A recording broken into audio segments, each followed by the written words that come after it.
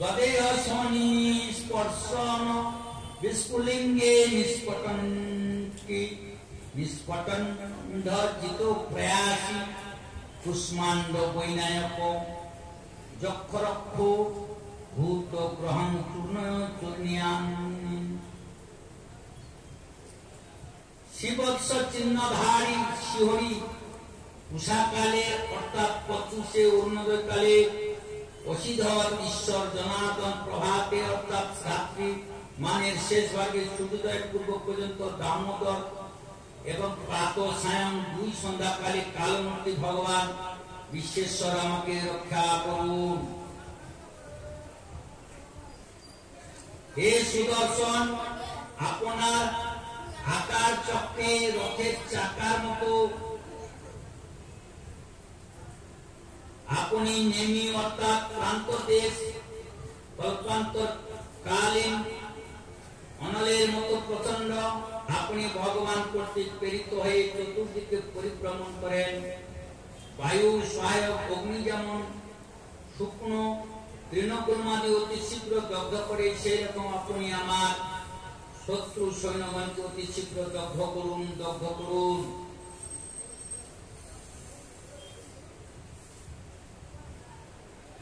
হে কৌমুদী কি গদা, আপনার বিস্ফুলিঙ্গ সময়ের স্পর্শে বজ্রের মতো অসহনীয়। আপনি ভগবান অদিতের প্রিয়, আমি তার সেবক। অতএব আপনি কুষ্মাণ্ড বৈনাক যক্ষ রাক্ষস ভূত প্রেতাদি দুষ্ট গ্রহদের শীঘ্র নিষ্পেষণ করুন। আমার শত্রুদের চূর্ণ করুন। তং ধাতুধান প্রথম পেত মাতৃ পিশাচ বিগ্রহ ঘোরদ্রংষ্টি দুরেন্দ্র বিদ্যাবয় কৃষ্ণ পূরিত ভীম সমূহে হৃদয়ানি কম্পয়ন তং তিগ্মধারাসি গরারি সৈন্য নিশোপযুক্ত মম ছিন্দি চক্ষুষি চর্ম শতচন্দ্র ছাদয় বিশাম গুণং হর পাপ চক্ষুষাম। হে শঙ্খশ্রেষ্ঠ পাঞ্চজন্য, আপনি শ্রীকৃষ্ণের মুখবায়ুতে পরিপূর্ত হয়ে ভয়ঙ্কর নিনাদে আমার শত্রুদের হৃদয় কম্পিত করুন। জাতুধান রাক্ষস প্রথম প্রেত মাতৃকাগণ ডাকিনী পিশাচ তথা ব্রহ্ম রাক্ষসাদি ঘোর দংষ্ট দুষ্টদের শীঘ্র এখান থেকে বিতাড়িত করুন। হে ভগবান প্রিয় তরোয়াল, আপনি অতীব তীক্ষ্ণধার, আপনি ভগবত কর্তৃক প্রযুক্ত হয়ে আমার শত্রুদের ছিন্ন ভিন্ন করে দিন। হে ভগবানের প্রিয় চর্মঢাল, আপনি শতচন্দ্রাকার মন্ডল বিশিষ্ট, আপনি পাপিষ্ট পাপ দৃষ্টি শত্রুদের চোখে ঢেকে দিন এবং চিরকালের জন্য উগ্র দৃষ্টি ওই সকল ব্যক্তির দৃষ্টি চক্ষু উৎপাদন করুন। জন্ম ভয়ং গ্রহেভ্যো অভূত কেতুভ্যো নিভ্যো এব চ সরীসৃপেভ্যো দংষ্টিভ্যো ভূতেভ্যো অভ্যভো এব বা সর্বান্যেতানি ভগবান নাম রূপ অস্ত্র কীর্তনাৎ ভয়ন্তু সংক্ষয়োত্তু যেন শ্রেয় প্রতিপকা। গরুর ভগবান স্তোত্র স্তব খণ্ডময় প্রভু রক্ষস্ত শেষ কৃতেভ্য বিশ্বসেন সনামনি সর্বাপদেভ্যো হরে নাম রূপয় আনুধানিন বুদ্ধিন্দ্রিয় মম প্রাণ পান্তু পাশত ভূষণা তথাহি ভগবানেব বস্তুত সদসৎ সত্যেনানি নন সর্বে জন্তু নাশং পুত্রবা। সূর্য প্রভৃতি অন্য যেসব গ্রহ ধূমকেতু কেতু দুষ্টমান সপারি সরীসৃপ দ্রংষ্টা সহিত হিংস্র প্রাণী ভূত প্রেতাদি তথা পাপ সমূহ থেকে আমাকে যে ভয় উৎপাদন হয়ে থাকে সেই সকল ভয় এবং যা আমার মঙ্গলের বিঘ্ন উৎপাদন করে তা ভগবানের নাম রূপ তথা আয়ুধামনি কীর্তনের দ্বারা শীঘ্র ক্ষয়প্রাপ্ত হোক। বৃহৎ রথন্তরাদি সামবেদীয় স্তোত্র দিয়ে যা স্তুতি করা হয় সেই বেদময় ভগবান গুরু ও বিশ্বসের নিজে নামোচ্চারণের শক্তি দিয়ে আমাকে সব রকম বিপদ থেকে রক্ষা করো। শ্রী হরিনাম রূপ বাহন আয়ুধ শ্রেষ্ঠ পার্শ্বদ আমার বুদ্ধিন্দ্রিয় মন ও প্রাণকে সব রকম আপদ থেকে রক্ষা করুন।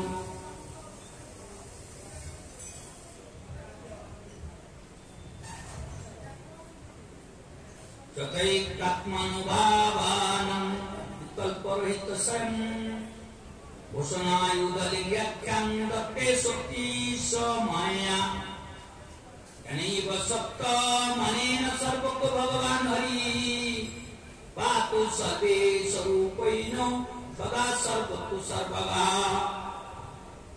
বিদিক্ষু দিক্ষুর্ধ মধমত্মং সমন্তা গন্ধর্বৈর ভগবান নারসিংহ ওহাপয়লোকভয়ং শনেন সতেজসা প্রস্থ সমস্ত তেজঃ মঘবন্নিদমখ্যাতং কর্ম নারায়ণাত্মকং বিজিষ্যসন্দসাদেন দ্রংসিতো সুরদূতপানঃ। যদি কিছু কার্য অথবা কারণ রূপ জগৎ সর্বত্রই প্রকৃতপক্ষে ভগবানের স্বরূপ, এই সত্যের প্রভাবে আমার সব উপদ্রব নষ্ট হয়ে যাক। ব্রহ্ম আত্মার একাত্মা যারা সতত ধ্যান করে অনুভব করেন তাদের দৃষ্টিতে ভগবানের স্বরূপ সমস্ত বিকল্প ভেদ রয়ে তবুও তিনি নিজে মায়া শক্তি দ্বারা ভূষণ আয়ু রূপ নামক শক্তি ধারণ করে থাকেন। একথা নিশ্চিন্ত সত্য। এই কারণে সর্বজ্ঞ সর্বব্যাপক ভগবান শ্রী সদা সর্বত্র সর্বস্বরূপে আমাকে রক্ষা করুন। যিনি নিজের ভয়ঙ্কর অট্টহাস্যে সর্বলোকের ভীত উৎপাদন করে এবং স্বীয় তেজের দ্বারা সকলের তেজ হরণ করে থাকে, সেই ভগবান নরসিংহ বিদিক সকলকে ঊর্ধ্বে অধোদেশে অন্তরে বাইরে সর্বদিকে আমাকে রক্ষা করুন। মগবন্নেদমখ্যাতং বর্মনারায়ণাত্মকং বিজেষ্যঞ্জসাদেন দংসিতো অসুরদূতপানঃ। হে দেবরাজ, আমি তোমার কাছে নারায়ণ কবচ কীর্তন করলাম। এই কবচের দ্বারা তুমি নিজেকে সুরক্ষিত করে নাও। এর ফলে তুমি অনায়াসে সমস্ত অসুর দল গতিদের জয় করতে পারবে। এই নারায়ণ কবচ যিনি ধারণ করেন তিনি যার দিকে দৃষ্টিপাত করেন অথবা চরণ দ্বারা যাকে স্পর্শ করেন সেই ব্যক্তিও তৎক্ষণাৎ ভয়মুক্ত হয়ে যায়। যে এই বিদ্যা ধারণ করে তার রাজা, দস্যু অথবা প্রহাতি কিংবা ব্যাধি ইত্যাদি কোনো কিছুই থেকে কখনো ভয় হয় না। এ দেবরাজ,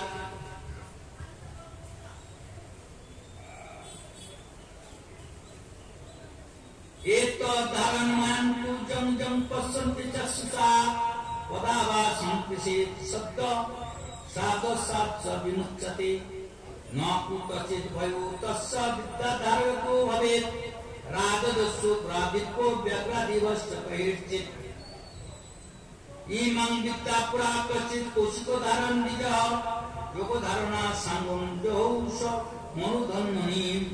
হে দেবরাজ, পুরাকালে কুশিক গোত্রীয় কোন এক ব্রাহ্মণ এই বিদ্যা ধারণ করে যোগে অবলম্বন করে মরুভূমিতে দেহত্যাগ করেছিলেন।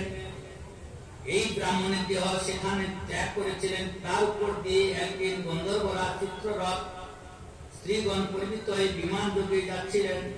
সেই স্থান উপরে আসার মাত্রকে বিমানের সঙ্গে অধমুখ হয়ে তিনি আকাশ থেকে মাটিতে পড়ে গেলেন। এই ঘটনা তার আর বিস্ময়ের সীমা রইল না। তারপর বালখিল্য মুনিদের উপদেশ বুঝলেন যে নারায়ণ কবচ ধারণের ফলেই এই ঘটনা ঘটেছে। তখন তিনি সেই ব্রাহ্মণের অস্থি সমূহ সংগ্রহ করে পূর্ব কাহিনী সরস্বতী নদীতে নিক্ষেপ করে স্নান সমাপন করে সদামে প্রস্থান করেছিলেন। গগন্নাথ গমনান্ন পতন সত্য সবিমান ব্যাকট শিরাহ সবালখিল্য বচনা বিস্মিত প্রাচ্য প্রাচী সরস্বত্যং সাত্ত্বা ধাম সমন্নদা। এই হলো শ্রী নারায়ণ কবচ। কষ্টপরি বিমানে নগন্ধর প্রতিরেকদা বহু চিত্রতস্তুতি চিত্রপুত্র যোগপয় নন্দিতা পুরাতন পুষ্প ধারণ বিজয় ধারণ। এই নারায়ণ কবচ সেই গুরুদেব বিশ্বরূপ ইন্দ্রকে দান করেছিলেন। এই নারায়ণ কবচ পাঠ করতেন একজন বালখিল্য ঋষি ব্রাহ্মণ। নারায়ণ কবচ পাঠ করতে করতে মরুভূমিতে তার দেহান্ত হয়, কিন্তু তার কোন সংস্কার হয়নি। চিত্রদত্ত বলে একজন গন্ধর্ব বিমানে চড়ে উপর দিয়ে যাচ্ছিলেন। সেই ঋষির অস্থির উপর দিয়ে আসার সাথে সাথে তিনি ভক্তিতে পড়ে যান। পড়ে যাওয়ার সাথে চিন্তা করেন, কেন আমার রথ পড়ে গেল? পাশে বালখিল্য ঋষিরা ছিলেন, তাদের জিজ্ঞাসা করলেন। তখন উপদেশ করলেন যে এখানে একজন ঋষি মুনি তপস্যা করছিলেন, এই নারায়ণ কবচ পাঠ করতেন। নারায়ণ কবচ যে পাঠ করে তার বিরাট শক্তি হয়। অতএব ওই যে হাঁটিগুলা অস্থিগুলা জ্যোতি বেরোচ্ছে। অতএব তুমি এই হাঁটিগুলোকে নিয়ে গিয়ে সরস্বতী নদীতে ভাসিয়ে দাও। সরস্বতী ভাসি দেওয়ার পর সেই চিত্র ক্ষমা চাইলে সঙ্গে সঙ্গে রথ আবার এই নারায়ণ কবচ সেই গুরুদেব বিশ্বরূপ ইন্দ্র মহারাজকে দান করেন। ইন্দ্র মহারাজ স্বর্গরাজ্য লক্ষ্মী হারা হয়ে ঘুরে বেড়ালেন। সেই গুরুদেবের উপদেশে তিনি সেই নারায়ণ কবচ ধারণ করতে করতে জপ করতে করতে আবার তিনি স্বর্গরাজ্য ফিরে গেলেন। এখন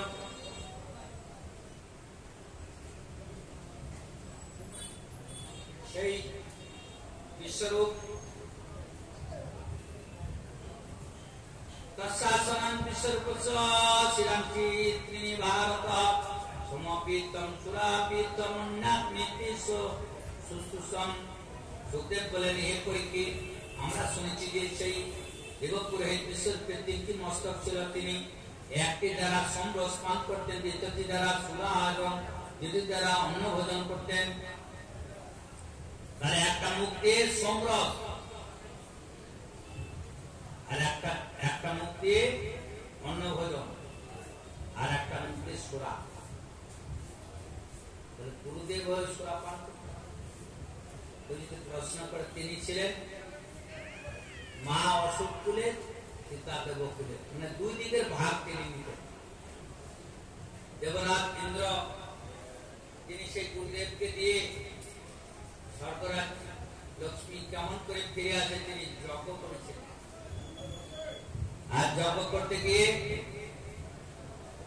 ইন্দ্রায় স্বাহা, বরুণায় স্বাহা, গুরুদেব বৃহস্পতি স্বাহা স্বাহা স্বাহা করছেন। মাঝে মাঝে আবার বলি রাজায় স্বাহা, বলি রাজায় স্বাহা।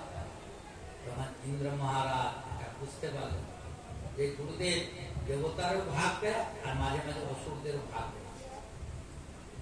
গুরুদেব কিছু কি করছো কি এই সমস্ত কিছু জিজ্ঞাসা না করে ইন্দ্রের তরবারি দিয়ে গুরুদেবের মস্তক ছেদন করে দেয়। মস্তক ছেদন করে দেওয়ার পর ইন্দ্রের হয়ে গেল। তখন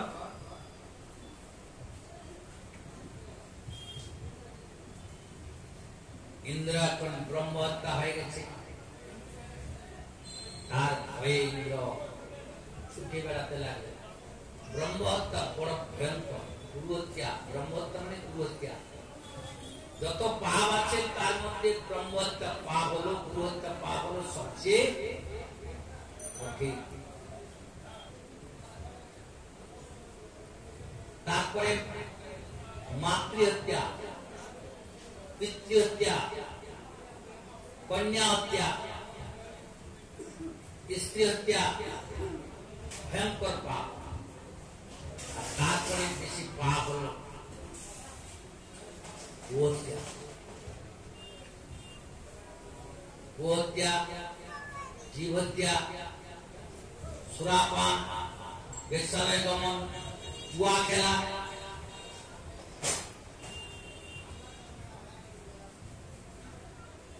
মিথ্যা প্রবচনা দিয়ে ধন উপার্জন করা, এগুলো মহাপাপ। ইন্দ্রির যখন এই গুরুহত্যা পাপ হয়ে গেল, সে পাপের পুরুষটা বুকটালো কটকটে কালো রং হবে, আর লাল কাপড় তার শরীরে থাকবে, চুল তার খোলা,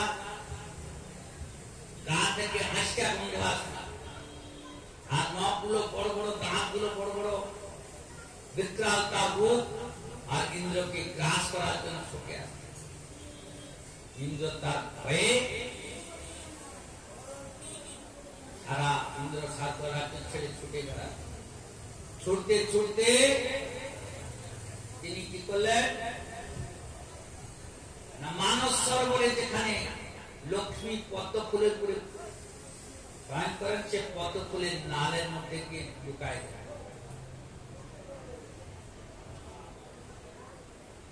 এদিকে স্বর্গ রাজ্য খালি।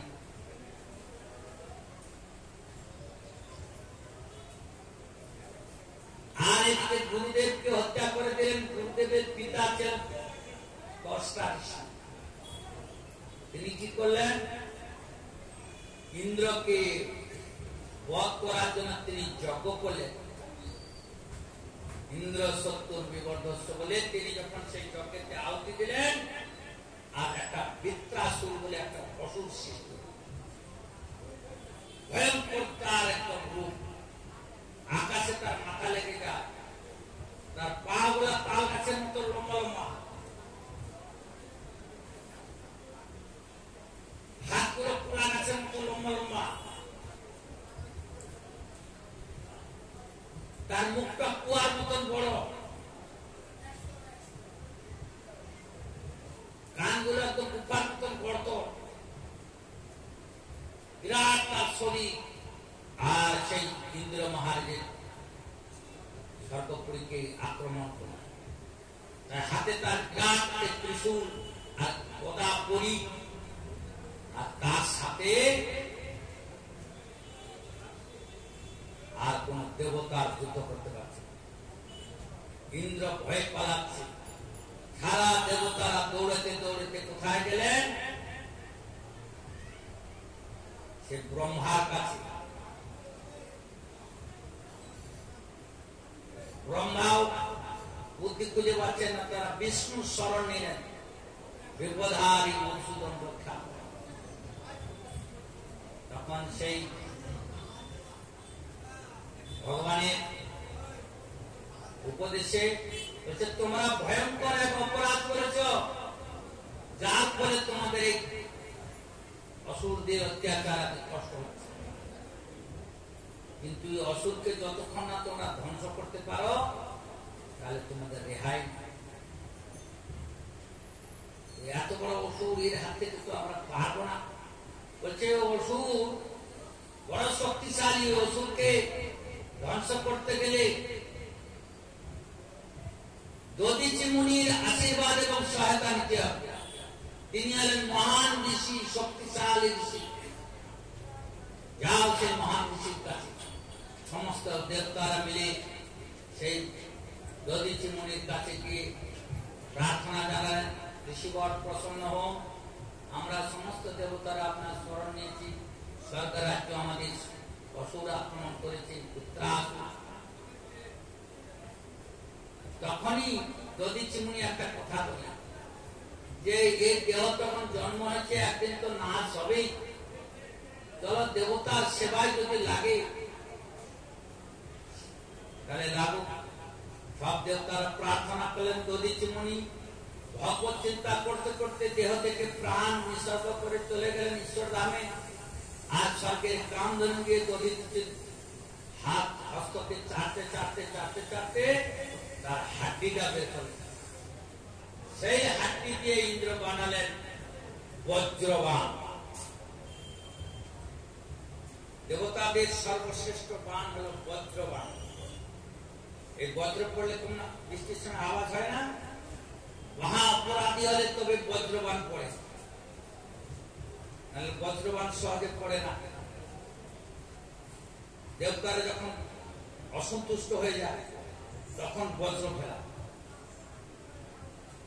সে বজ্রবাণ নিয়ে যদি হাড্ডি দিয়ে ইন্দ্র বজ্রবাণ বানালো, তারপরে সমস্ত দেবতারা মিলে আর ইন্দ্র নারায়ণ কবচ পাঠ করলো।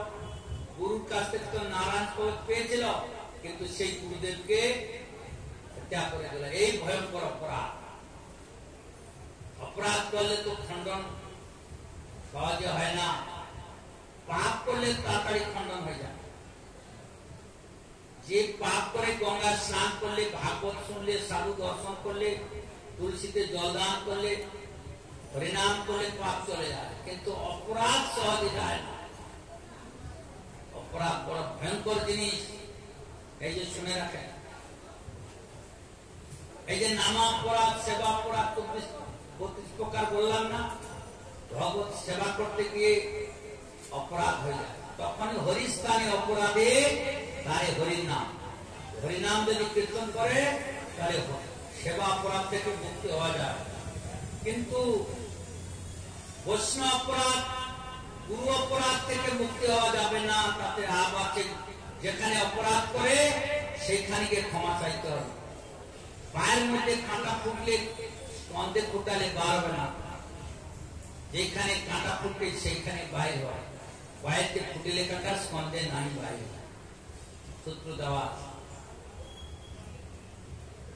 ইন্দ্র তখন সেই দধিচুমনির হাড্ডি দিয়ে বজ্রবাণ বানিয়েছে। বৃত্রাসুরের সঙ্গে যুদ্ধ লাগলো, তুমুল যুদ্ধ। যুদ্ধ হতে হতে বৃত্রাসুর, ইন্দ্র একটা বজ্র মারলেন, বৃত্রাসুর তার ত্রিশূল মারলেন, আর ইন্দ্রের বজ্র ত্রিশূলকে কেটে দিলেন।